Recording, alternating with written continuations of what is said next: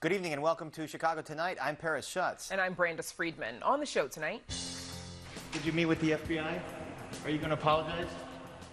An embattled 45th Ward Alderman makes an appearance at City Council amid news of an FBI probe into alleged retaliatory behavior.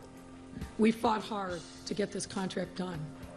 It's been years in the making, but now Chicago's police union has a new contract. Details on that and much more from today's City Council meeting. We don't want to punish our students in any way. Dozens of schools started the year with masking optional, but most have changed course.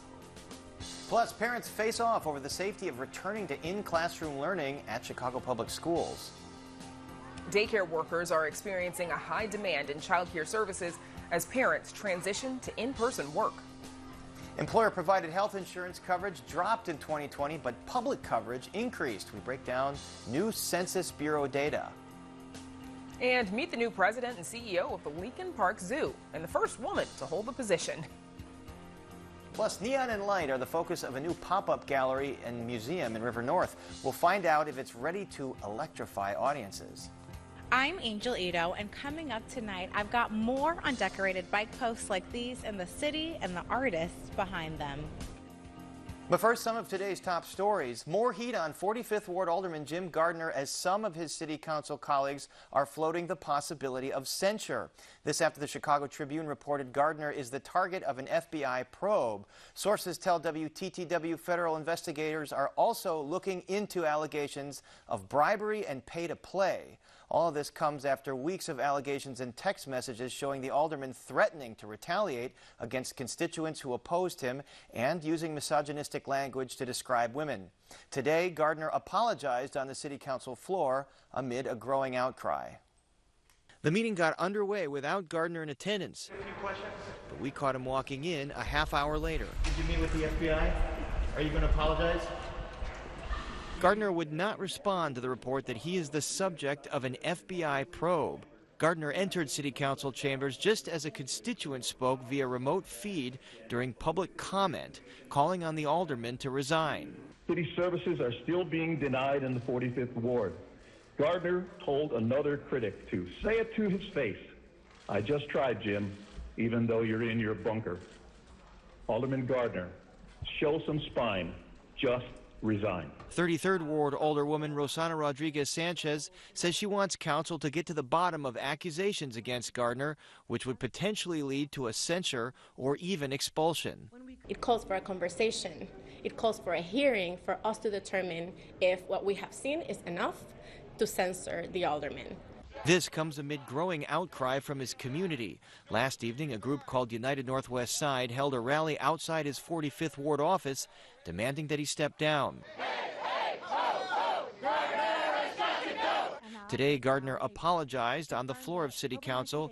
I want to make it clear that I have never acted on those rants. However, they should not have been expressed, and it certainly was not my intention to demean anyone. But Rodriguez-Sanchez says that if Gardner is indeed found to be using city services to retaliate, he is abusing his power. There are people that are scared of him. We should not be scared of our elected officials, ever. We are elected to serve, not to intimidate. Gardner also met privately with two women who work in city politics who were the subject of some of his rants. The two say they acknowledge his apology. And we'll have much more on today's packed City Council meeting with WTTW News reporter Heather Sharon in just a few minutes. And in other top stories, Mayor Lori Lightfoot's proposal to allow the city to sue gang members hits a roadblock in City Council as an alderperson puts the brakes on it. The measure will now head to the Rules Committee on Friday, where the mayor still says she is confident it will be advanced. The Victims' Justice Ordinance is a civil remedy that directly targets the gang leadership and others who wield guns and drive violence in our city by seizing the assets that fuel and perpetuate their lifestyle. To be very blunt and clear, we are going after their blood money, money that they have profited from the killing of innocents in our neighborhoods. The proposals received some pushback among civil rights organizations and lawyers. Governor J.B. Pritzker and members of Illinois' congressional delegation are calling on the federal government to pass a reproductive health law. The governor called a new law in Texas that bans nearly all abortions in that state, quote, an abomination. He and other state lawmakers vow to continue protecting reproductive rights in Illinois. We are proud to be a beacon of hope in the Midwest. While in states like Missouri, women are forced to travel here in pursuit of a refuge for their reproductive rights. Let's be clear, nobody, and I really mean nobody, should be forced to cross state lines to see a doctor. The latest extremist attacks on reproductive health prove that we need a federal law to protect a woman's right to control their own health care. And the city of Chicago reaches an agreement with some online e-cigarette retailers. Online vaping companies, that is, have agreed to pay nearly $600,000 in fines and to change business practices.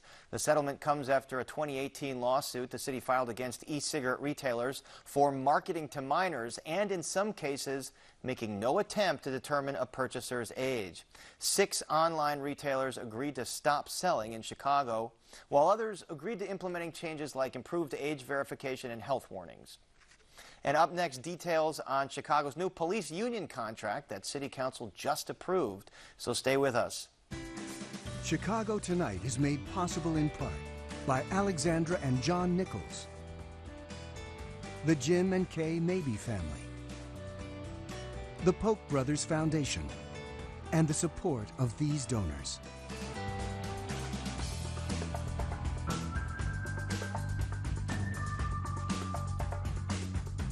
City Council had lots of pressing business to get to beyond today's intrigue surrounding 45th Ward Alderman Jim Gardner.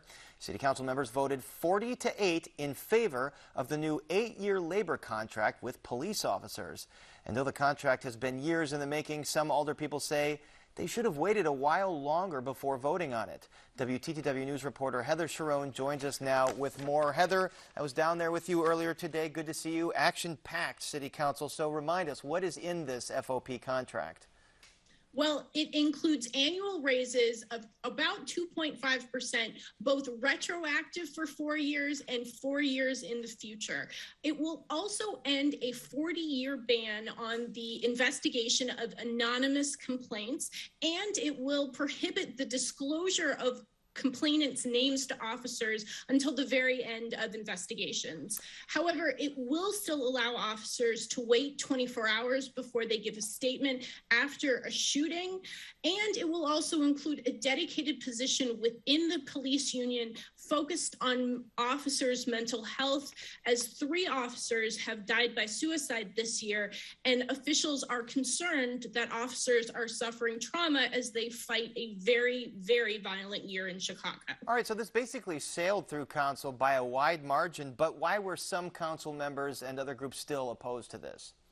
Well, there's one main outstanding issue that the city was not able to resolve at the bargaining table, which will end up likely before an arbitrator, and that's the issue of whether police officers should be allowed to work second jobs and how many hours per week they should be allowed to work. Now, the city's inspector general and Mayor Lori Lightfoot say that it's important that officers come to work fresh and ready to sort of deal with whatever comes their way. Officers want to be able to earn outside income, and everyone's at an impasse. Several aldermen said that issue is key, and this contract isn't complete until that issue is resolved. And it's also a very expensive contract, Heather. The city says it's set aside $100 million this year to pay for it, and it's going to need an additional $275 million.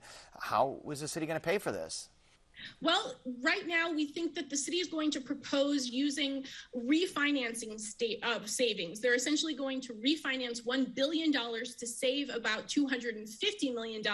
We will know precisely how the city plans to pay for it on Monday, when Mayor Lori Lightfoot is scheduled to unveil her spending plan for 2022. And as we mentioned, there was a lot going on in City Council today. Tell us about some of the other big highlights.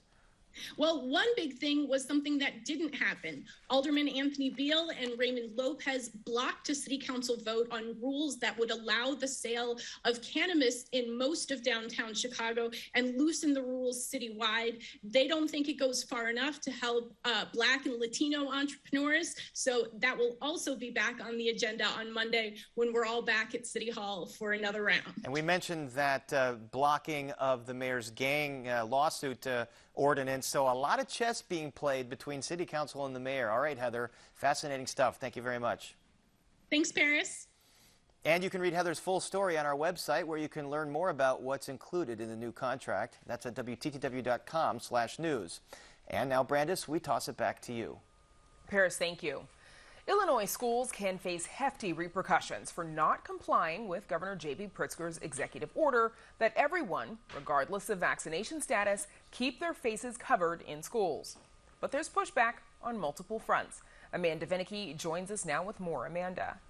Yeah, Brandis, just before most students return to their classrooms to start the new school year, Governor J.B. Pritzker issued that order. Students, staff, teachers, regardless of vaccination status, wear a face covering or else face consequences. Districts could be put on probation for 60 days. And then if they still didn't comply, they could lose state recognition, be stripped of state funding, essentially lose state accreditation. The Illinois High School Association also saying it would not allow schools on probation to participate in activities. We don't want to punish our students in any way. They've already lost enough. They lost most of their seasons last year with athletics. And, you know, and the IHSA doesn't just cover sports. It's also, we got Scholar Bowl that's part of the IHSA, which is an academic team, as well as band music. That is also, so those that are in the arts are affected. So this was now going to be a punishment to our kids. And we didn't want any part of that. The K through high school district where Matt Volman is superintendent is in the southeast corner of Illinois, a county away from Kentucky is how he describes it. Volman says the school board had voted to recommend but not require masks in July before the executive order. But after the governor's mandate, they got a warning from the State Board of Education, ISB, that they were being put on probation. Volman says then the board held an emergency board meeting and reluctantly voted to comply for the sake of students, he says, and also they couldn't afford not to. We're a very rural community. We don't have a very high tax base, where other communities have more business and industry and a little bit less dependent upon state aid than we are. We're heavily dependent upon state aid. Now, they may have changed course, but according to the latest state data, 4 public school districts in Illinois are on probation now. Parents in some suburban districts are pushing their school boards to do the same. Joe Saravino is a parent of 5 who last night attended a school board meeting for Lake Forest District 115. He says it got heated when the mask mandate came up. It's a mandate he wants lifted. The masks are more of a detriment to these children and their interpersonal relationships and communication through school than not wearing them. So if you're going to do more harm with them, you have to err on the side of the child. Marsha McCleary, also a parent of 5, and says that it should be a family's choice as well as up to the local school board. Again, the dynamics of each community and the needs and the data differs substantially across the state if you look at it. And I really think that it should be up to we've elected these local officials to make these tough decisions, and they know that better than at the state level. Today, ISB's authority to move to revoke a school's status and recognition came under fire from legislators who are members of a bipartisan commission charged with overseeing state agency rules. Under what authority does ISB believe they have the ability to restrict funding to school districts that choose not to abide by the mask mandate? I would like to see the statute that grants ISB this authority. To the best of my knowledge, I don't believe that authority exists. State Senator Don DeWitt says his questioning does not mean that he is anti-mask. He says he wears one to protect himself and others, but he says that it is a government overreach that's being enforcing this measure, especially with such hefty consequences for districts. Now, other lawmakers agreed, and in a 10-0 vote, that commission voted to require the State Board of Education to come back to the legislative panel and run new mask rules by them. Now, during that hearing, an attorney for ISB said she was unable to respond to certain questions, citing a pending lawsuit over that masking mandate, but then also said that the agency believes that ISB already has the authority now to not recognize schools because of an earlier court ruling. Now, this whole process, by the way, is different for Illinois' private schools. They don't get any probation period. If they don't comply with the executive order, ISB can quickly strip them of state recognition. Now, 9 private schools in Illinois are in that status, including some in Cook, DuPage, Kendall, and Kankakee counties. ISB did not respond to requests for comment. Brandis, back to you. Amanda, thank you. Most Chicago public school students have been back in the classroom for 11 days now, but some families say their kids aren't safe from COVID-19 in school buildings, and they're demanding more access to remote learning. Meanwhile, other parents say in-person learning is necessary to make up for the year of learning lost to the pandemic. Here to talk about CPS reopening are Brenna O'Brien, a leader of the group CPS Sick Out. She's also earned her PhD in curriculum and instruction and has a 2nd grader and a 4th grader in CPS. And Norberto Casas, a CPS parent who has a child in pre-K as well as a 1st grader. Thanks to you both for joining us. Brenna O'Brien, let's start with you, please. The return to in-person learning has been called chaotic by some. What do you think? How would you explain it? Absolutely. Some of us parents were happy to send our kids back in June. We were looking forward to the 5 days a week. But as the summer progressed and we saw how Delta was hitting other states and other schools, and just that it was transmissible to people if they're vaccinated or not, we just felt that August 30th was too soon and that we wanted to keep our kids home. We've always advocated that those who need to go in person can go, but those of us that want a remote option should have that choice to be able to connect from home. Norberto, you have 2 young children. What has been their and your experience so far this school year? So far this school year, it's gone very, very well. We had the open Norberto, I'm going to come back to you because we're struggling to hear you at the moment. Brenna, I wanted to come back to you. You helped to organize the protest yesterday. What are you and the other parents with CPS Sick Out, what are you demanding? Well, basically, we're demanding for Lori Lightfoot to take some accountability for this lack of leadership at the Chicago Public Schools district level. It seems like nobody is steering the ship right now, and the 3rd largest school district is just adrift in the middle of this pandemic. So we want her to take accountability, but also to just recognize that there's many different ways that the district is failing students. Not only are kids like my own not able to access remote instruction, but the kids that are going, they're being sent home in quarantine, and parents are receiving letters from the contact tracers up to 10 days later that their kid was exposed. And that's not helpful to anyone. And Norberto, I want to ask you that same question. Again, you have 2 young children in CPS. What has been their and your experience so far this school year? The school year started with an open house for my 1st grader. And I asked the principal this. I asked her, so how do you see the new year shaping up? And she answered me, Norberto, I wish we could do it all over again. And I asked her, what do you mean, principal?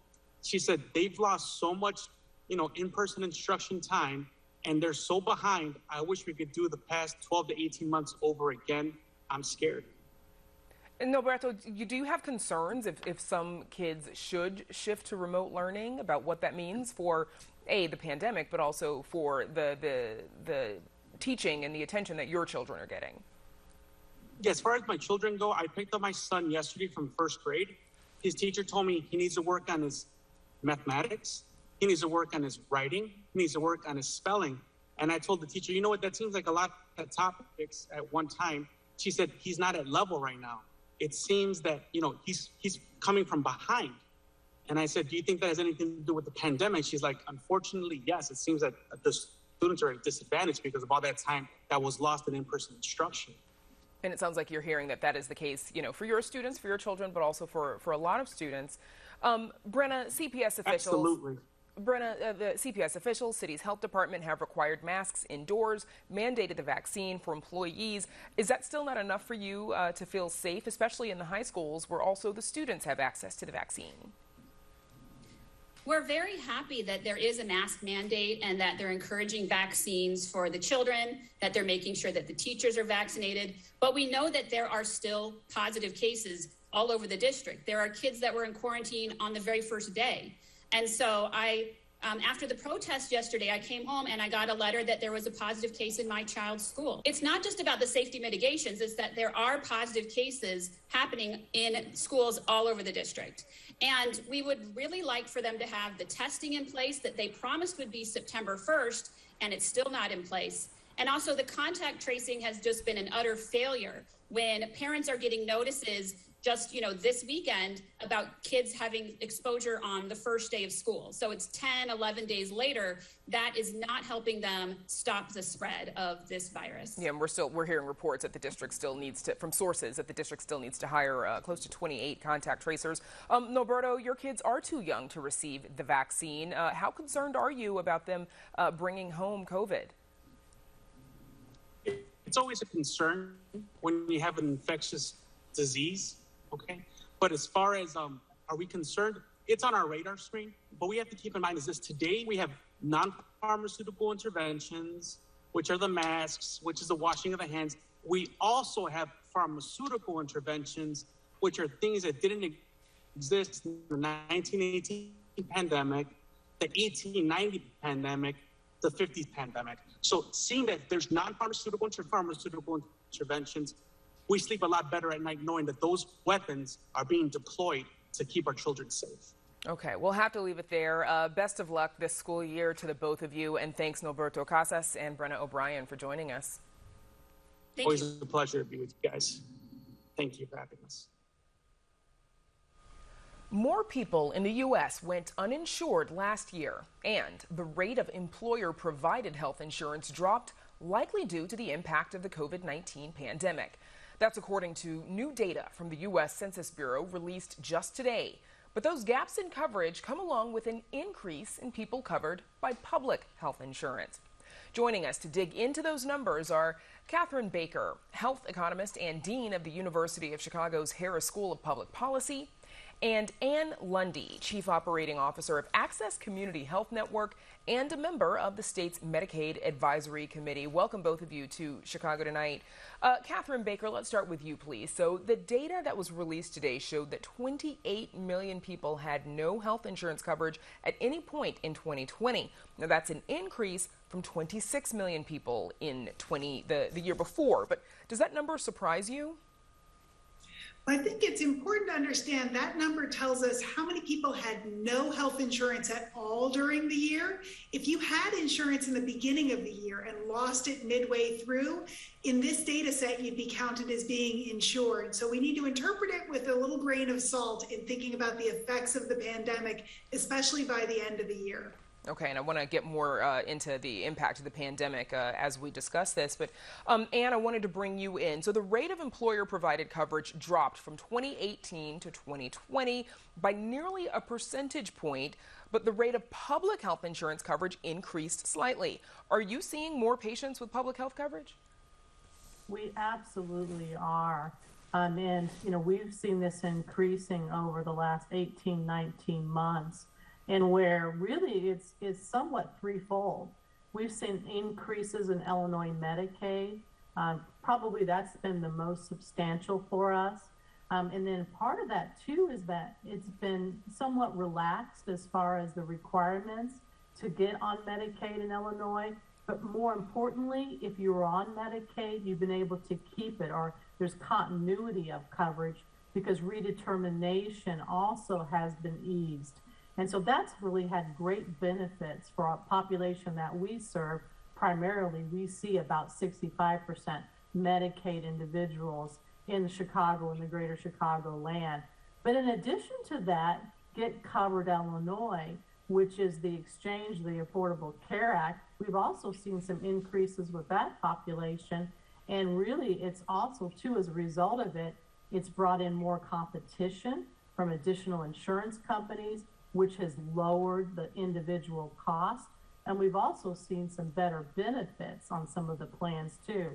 So Now, there are all of some benefits to what's happening. Catherine, it seems likely that the decrease in employer-provided coverage could be tied to job disruptions as a result of COVID-19. How much is health coverage still tied to the labor market?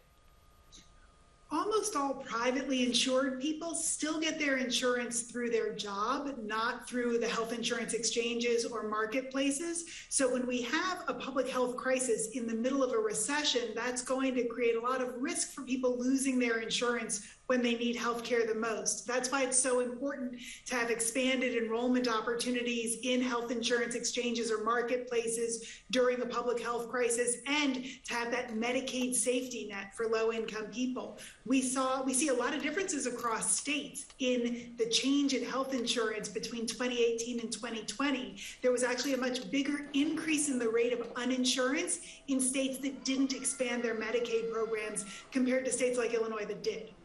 And Anne, you just touched on this, but of course we know that COVID-19 remains a huge disruptor in the healthcare system. But you were just talking about what some of the silver linings might be as a result of this, like telehealth, for example. What are some of the silver linings? Absolutely. And really to us, too, some of the silver linings has really been able to bring equity, to populations that previously would not have had access to telehealth. Although, we were really kind of forced to do that so that we could really stay engaged with our patients, it's been a great benefit to our patients. Those that have chronic conditions, too. So earlier in the pandemic, when they weren't feeling comfortable always coming to the health centers, we could remain connected with them through telehealth with video and continue that education and that monitoring and ensuring that they were staying current with their management.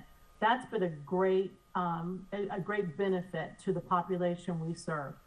And Catherine, how important is access to insurance coverage and health care when it comes to preventing illness, not just treating it?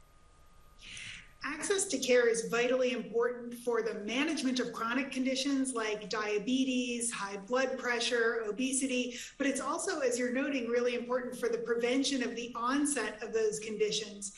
Health insurance is crucial for accessing healthcare. We know that people without insurance have much reduced access to preventive care, maintenance care. They get cancer diagnosed later. There are many adverse health consequences to being uninsured and adverse financial consequences. I think people tend to focus on the health for good reason, but insurance also protects you from being evicted because you didn't pay your rent because of medical bills that you had to pay instead. And it's important for providers, people who get uncompensated care or charity care from safety net providers. If they're uninsured, those providers are bearing a substantial financial burden. So health insurance is really important for financial protection for our healthcare providers as well as individuals. Okay, we'll have to leave it there. My thanks to both of you, Catherine Baker and Ann Lundy, for joining us. Up next, we tour a new pop-up museum that is electrified. Stay with us. They're hoping to buy this lot to expand their commercial kitchen and get the community even more involved. To see your child and the look in his eyes like he's losing hope of learning, it triggers something in you to want to make a difference.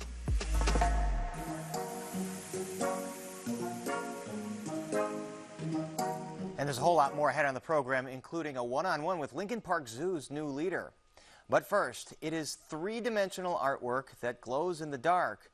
Neon combines craftsmanship with design and a bit of science. We visited a new gallery and museum space to find out if it's truly lit. Mark Vitale has that story.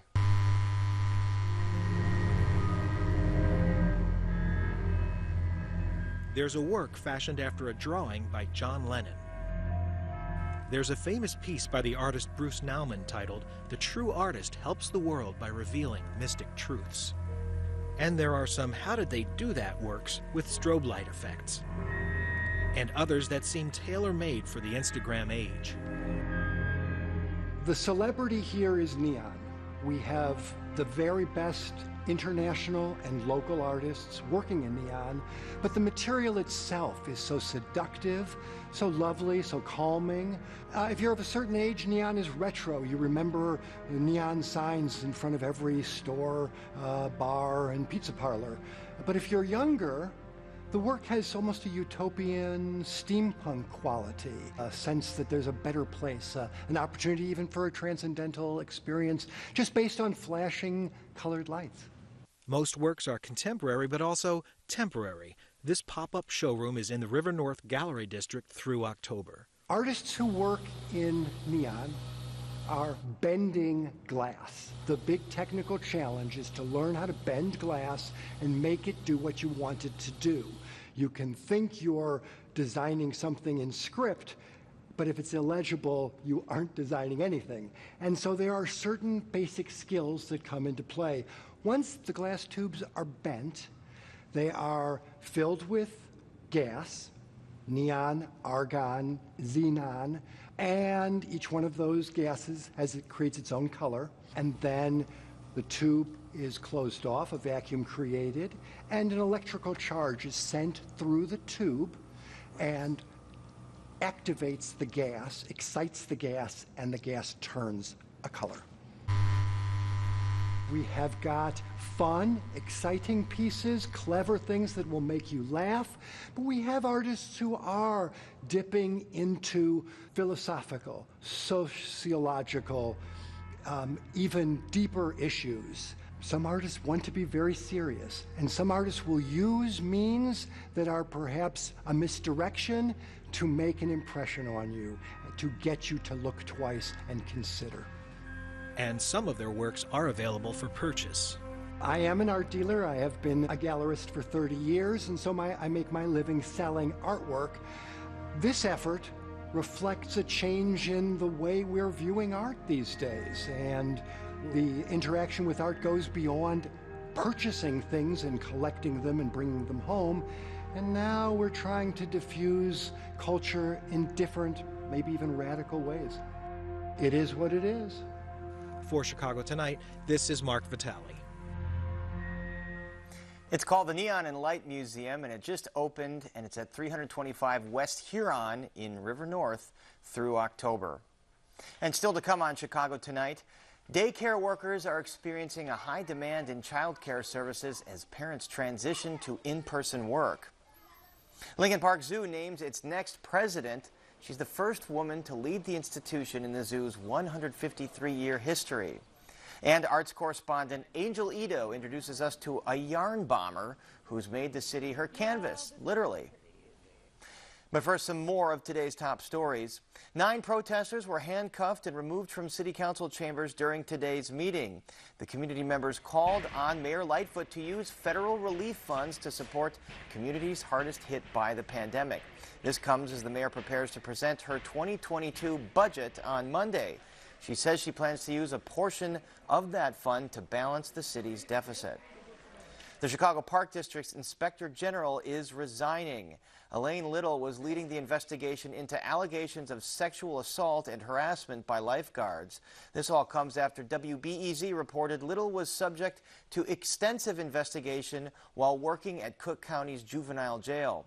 In a statement, Little says, quote, "Instead of allowing disparaging and unsubstantiated claims regarding my personal life to cloud the integrity of the office or its investigations, my resignation is in the office's best interest." The president of the Chicago Park District Board of Commissioners says the resignation will not inhibit the investigation into sexual harassment and misconduct. Avis Lavelle also called accusations that the Chicago Police Department and the board have been working to interfere with that investigation, quote, "meritless." Lavelle says in a statement, quote, "The board readily agreed to hire an external law firm to conduct the lifeguard investigation as the scope of the probe steadily increased. We will let the facts speak for themselves, protecting no one who deserves to be disciplined, and all this after extensive investigations from WBEZ. A Chicago police sergeant is suing the city over retaliation allegations stemming from civil unrest in 2020.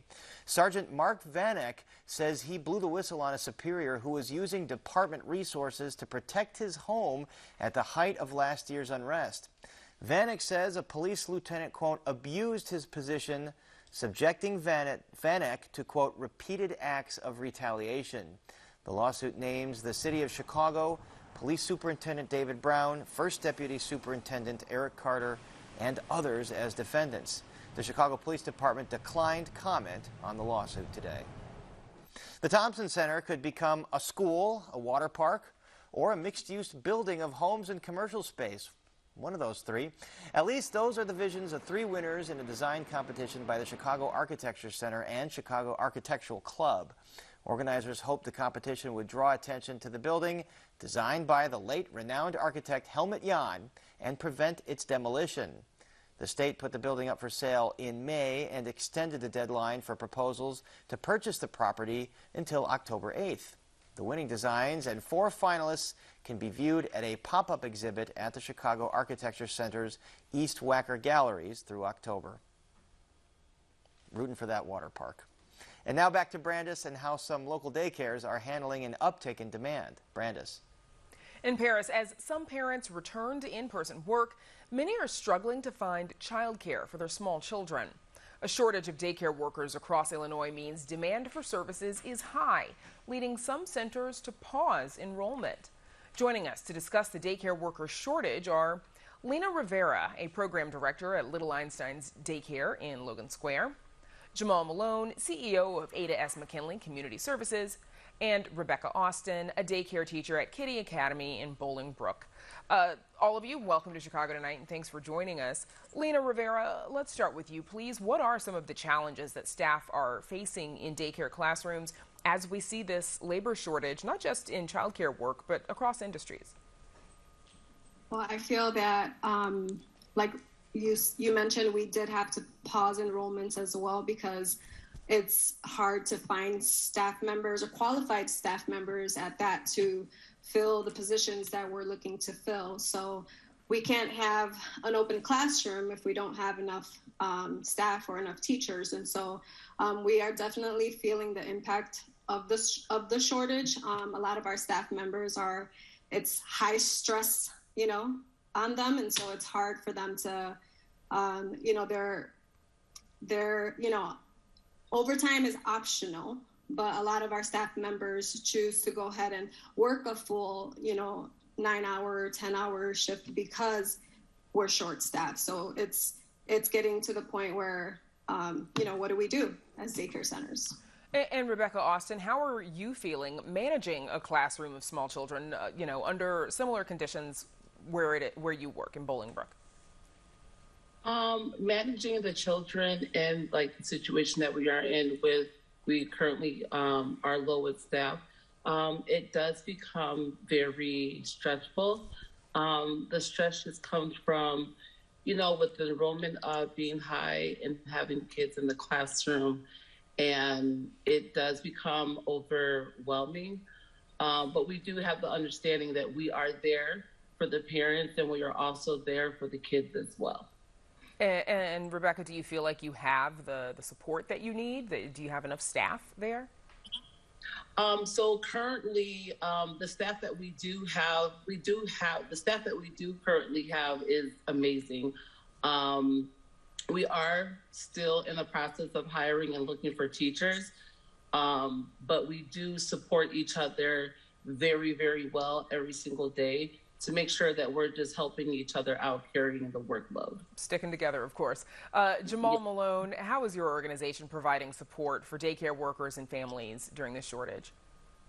Yeah, so we're about 10 to 15% down on staff across our network of about 15 child care centers throughout Chicago. And we've taken the approach of addressing it 3 different ways. So first, looking at COVID at large. How do we make sure that we're providing healthy and safe environments? So we do have a vaccine mandate. We've hosted vaccine clinics throughout the last 18 months. We provided military-grade COVID cleaning periodically at our different locations, because we also at ADS McKinley have a social enterprise where we do facilities management and janitorial services for like Great Lakes Naval Base and other very large contracts. And then also looking at, as it relates to the mental health, the mental wellness of our staff, is really important for us to check in, not just on our staff, but also our families. And we utilize one of our other programs, our mental health and mobile crisis response programs, to provide mental health services and counseling to our staff and our families on a periodic and as needed basis, especially if there's a crisis that takes place. But then also we have our employee assistance program, EAP, where staff can call and get direct confidential counseling from a third party as well. And then the last thing is financial. So when you think about the recent incentive that Governor Pritzker mentioned and announced, so the $1,000 bonus to all child care workers, right? And I like do want to. They're helping to move the needle. That's good, because I do want to come back to some of the steps that the governor has taken as well. Lena Rivera, back to you. What's your center doing to be able to bring more educators into the classroom? We do put ourselves on sites, that we're hiring or looking to hire staff. We connect with, for example, like the CCC community colleges for students who are already in this career path looking for long-term positions. And so we kind of put ourselves out there in that way so that those students know that if they're looking for something long-term, Little Einsteins is looking for teachers who are qualified and have a passion for this field. And of course, you mentioned, not being able to find enough qualified teachers. What makes a daycare center worker or teacher qualified? Well, I believe that first they have to have a passion, because in this field, you won't last long if you don't have a passion for teaching, because it's in the early childhood center. It's not just teaching, right? It's caring for kids. It's, diapering and safety and all these other components. And they're with us for 10 to 11 hours a day. They're not just with us for, 8 or 7 hours a day. So we're looking, a qualified staff member would be somebody who has passion, who has experience, who has the qualifications and the trainings needed, and to be able to actually put that into practice in the classroom effectively. Yeah, watching a classroom full of little people is not for the faint of heart. So we were talking about Governor J.B. Pritzker's child care initiative. We brought it up just a second ago with you, Jamal, but it provides bonuses of $1,000 for child care workers who are eligible. A few changes to the child care assistance program. Both co-pays would be decreased by for 80% of low-income families, and $300 million in grants being made available to child care providers across the state. Jamal Malone, do you think, as you said, is this going to help bring workers back and to find the workers that organizations and like yours need? I think it's a good step, and we've been weathering the storm, so we do have the capacity to still enroll across our different sites. Some have more capacity than others.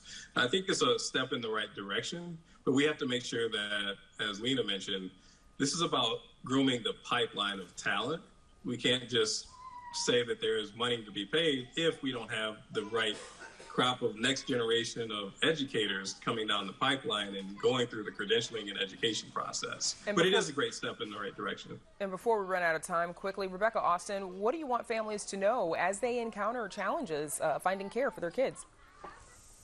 I think it's just important to know that us early childhood educators, we are here for you.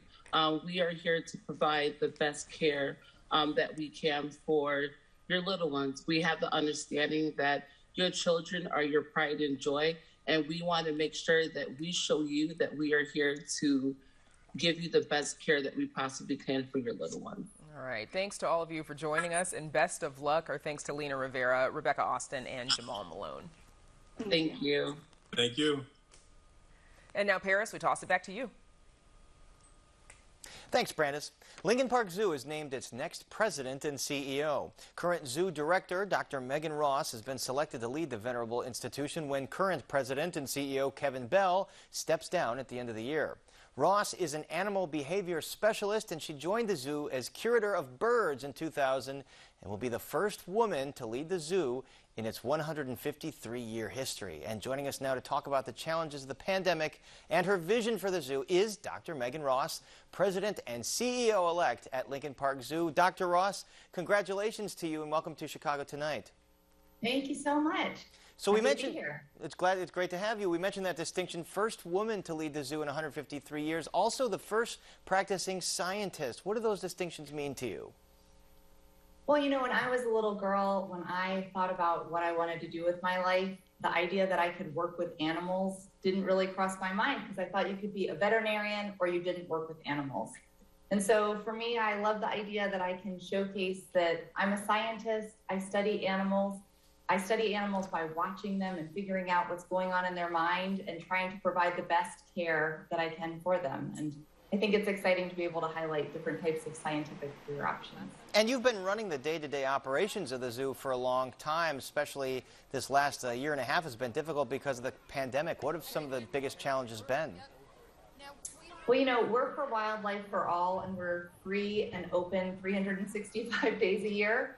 So I think our biggest challenge was that we closed back in March 2020 for an extended period of time. Since 1868, we've only been closed for 5 days before that. So that was one of our biggest challenges. And then when we reopened, trying to figure out how to do reservations was totally new to us. So those were some of our biggest challenges, but I'm so happy that we're back and the gates are open and we're now no reservations needed and continuing to be free and available to all of Chicago. And I wonder if the animals are happy or sad to see all the visitors again. You know, we've seen some COVID outbreaks at other zoos. At the Zoo Atlanta, 18 of 20 gorillas reportedly tested positive for COVID. So how do you prevent a COVID outbreak at Lincoln Park Zoo, and what's the situation there? So we're preventing COVID outbreaks just like you're protecting other people that you know. We're wearing masks, we're using our PPE, we're washing our hands, we're doing a lot of the same things. We've been using personal protective equipment for all of our animal care staff that have worked with non-human primates for a good 2 decades now. So for us, there wasn't too much of a shift when we've been working with our non-human primates, so monkeys and apes. And now we have the rest of our staff using personal protective equipment to protect the animals. And we've been so pleased that we haven't had a single case of COVID here at Lincoln Park Zoo in our animals. All right, knock on wood. Now, are you giving COVID vaccines to animals, and what are the most vulnerable animals? We are going to be giving COVID vaccines to our animals in the next couple of weeks. And the most vulnerable animals, from what we have seen in other institutions, tend to be non-human primates, cats, and mustelids. So if you think about like ferrets and otters, that type of animal. I would say the smelly animals is what I think of when I think of mustelids. The smelly animals go first. All right, well, you know, zoos have these dual functions. Obviously, visitors come and see animals, but also they lead the way in conservation efforts around the world. So what's your vision in terms of Lincoln Park Zoo helping out with animal conservation? So Lincoln Park Zoo is really rooted in science and how we do everything here at the zoo and all of our conservation work. We're very focused on providing the best care, providing amazing conservation impact, and also working with the community. Our conservation efforts have really focused in on some key areas. So we work in the Republic of Congo, where we are studying chimpanzees and gorillas in a relatively untouched part of the world, and making sure that we understand the impacts of logging on them so that we can help mitigate those issues. We're working in Tanzania to understand how mammals are migrating across that landscape and how we can work with communities who need lands protected for their historic rights in Tanzania, and also making sure that the animals that use those paths are going to be able to have those spaces protected for them. And we're also working in Southeast Asia, looking at mitigating some of the effects of wildlife trafficking. We additionally have been really focused on understanding what's going on with the world as it urbanizes and more humans are in conflict or could be in conflict with wildlife, and how can we make sure that we can design the cities of the future. So we have a whole field called the Urban Wildlife Information Network that is partnering with different cities across North America right now, where we are studying urban wildlife and trying to figure out how we can design the cities of the future where both humans and wildlife can thrive. Yeah, I've been to some of those national parks in Tanzania, and the animals are just spectacular there. You know, zoos are beloved places, but over the years they've had their critics, you know, saying that animals belong out in the wild and zoo spaces are too limiting for them. How do you address those critics? I think that a lot of people who have those types of criticisms of zoos don't necessarily understand what zoos are today. So zoos are one of the biggest contributors to conservation in the world. And also zoos are really studying animals that are in our care so that we can help conserve them in the wild. So a good example of that is that we do a lot of studies here where we're trying to understand the minds of some of our animals. Some of them even interface with touchscreen computers. And we can ask them questions that really help us understand their perception of the world around them. And by understanding that, we can take that information and put it into conservation impact in the wild. A lot of important work. All right. Well, once again, Dr. Megan Ross, congratulations, and thank you so much for joining us. Thanks for having me. And up next, yarn where you might not expect it. But first, we take a look at the weather.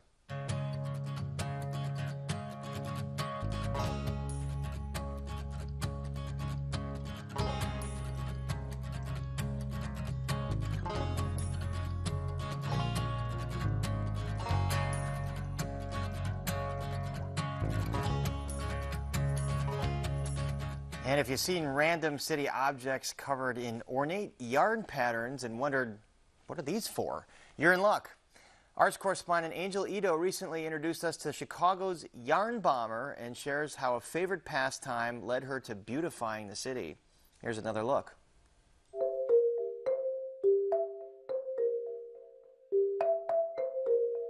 Meet Valerie Sherman. It's an easy craft to do that a lot of people already know how to do. I think it's a very Midwestern craft, and it also just makes things cozy. Also known as the yarn bomber. Initially, it was just something that I had heard about others doing. I found some websites in Chicago that showed other people doing it in other neighborhoods all around the city, and I was like, I have to do that. I want to do that. Her first bomb hit the city in November of 2019. Which led her to putting up bombs made of acrylic yarn on a weekly basis. Now, Valerie's yarn bombs have exploded all over the city, from buildings to bike posts to even bicycles. Nothing is off limits. Once she started to get more notoriety, Sherman redirected her work to the south and west side, like at the Forum in Bronzeville. They were talking about how to continue to beautify and expand this neighborhood without necessarily gentrifying and things like that. So I asked them what I could do. So we decided to do the facade of the Forum and kind of reflect the existing art that was on the building. And I think we've raised about $3,000 last time I checked for the specific renovation of the place. This past Earth Day, Sherman created bombs for Southside Blooms, a community-run farm-to-vase florist. She also saw it as a great opportunity to educate the public.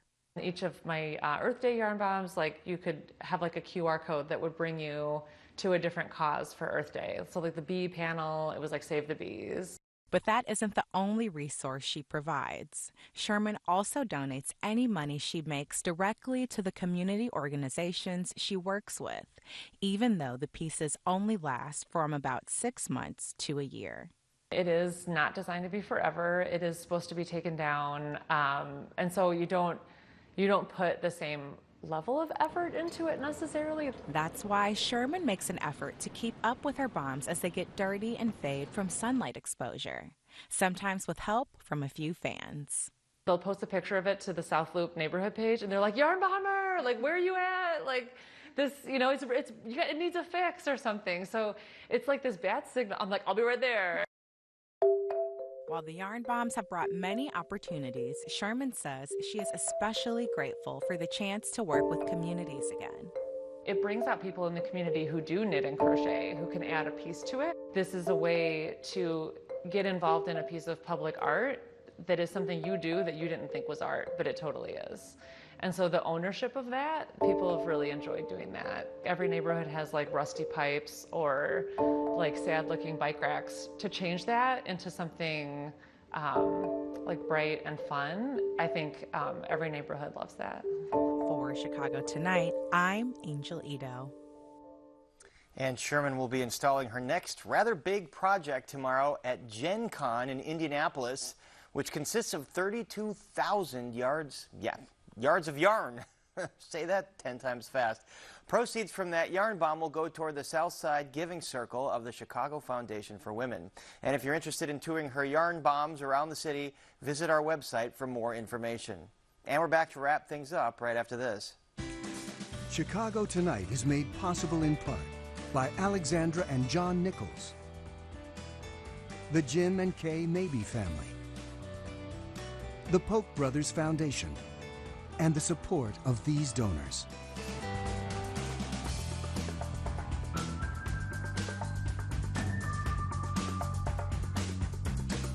And that's our show for this Tuesday night. Don't forget to stay connected with us by signing up for our daily briefing. And you can get Chicago Tonight streamed on Facebook, YouTube, and our website, WTTW.com/news. You can also get the show via podcast and the PBS video app. And please join us tomorrow night live at 7. The Chicago Architecture Biennial returns, and this time the focus is on the unbuilt. And you've seen her outlandish musings on Twitter, so soon you'll see her on Netflix. We speak to the person behind the Chicago Party Ant. And now for all of us here at Chicago Tonight, I'm Paris Schutz. And I'm Brandis Friedman. Thank you for watching. Stay healthy and safe, and have a good night.